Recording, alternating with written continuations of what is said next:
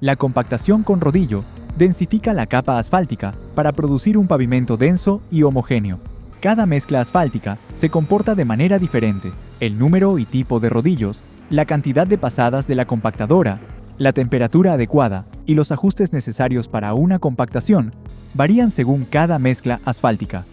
Si una mezcla no se compacta correctamente, puede presentar daños o no cumplir con las especificaciones requeridas. La compactación debe realizarse mientras la mezcla está dentro del rango de temperatura óptima, conocido como la zona de rodadura. Esta zona se divide en 3 fases: compactación inicial, compactación intermedia y compactación de acabado o final.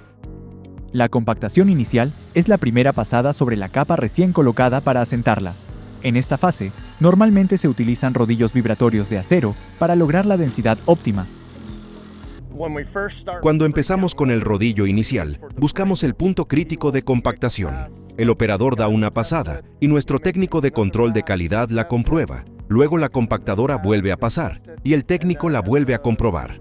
Este proceso continúa a medida que la densidad sigue aumentando. Lo que buscamos es lo que se denomina el punto crítico de compactación. Llevamos la densidad tan alto como es posible y, de repente, la densidad empieza a bajar.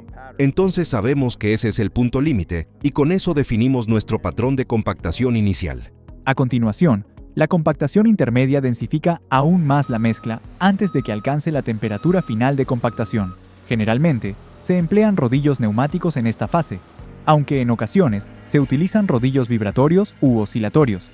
En el último paso, la compactación de acabado elimina las marcas dejadas por los rodillos, sin aumentar más la densidad de la capa asfáltica.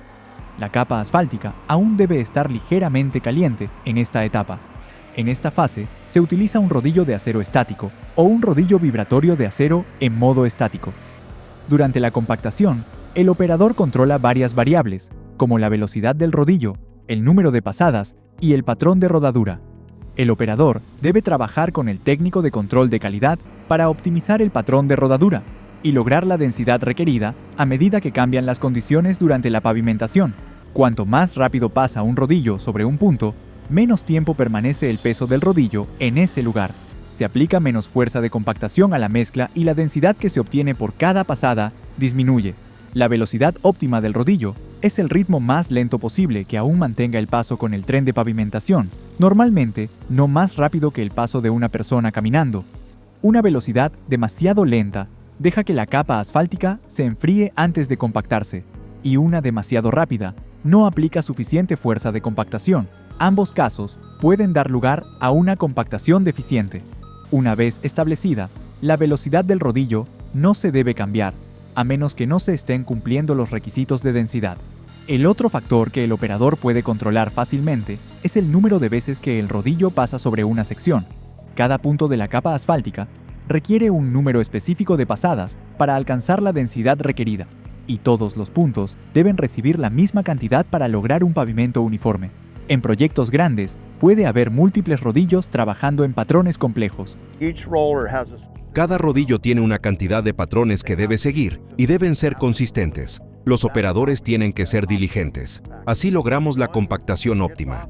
Si un operador se desvía y no completa su patrón, todo se descontrola. Perdemos densidad y, cuando extraemos núcleos y los enviamos al laboratorio, fallamos. El operador del rodillo también tiene algo de control sobre la temperatura de la capa asfáltica durante la compactación. Pasar los rodillos directamente detrás de la pavimentadora mantiene la mezcla más tiempo dentro del rango óptimo de temperatura, lo que ayuda a alcanzar la densidad requerida más rápido. Sin embargo, algunas mezclas son sumamente suaves y pueden desplazarse o agrietarse si se compactan demasiado calientes en la fase inicial.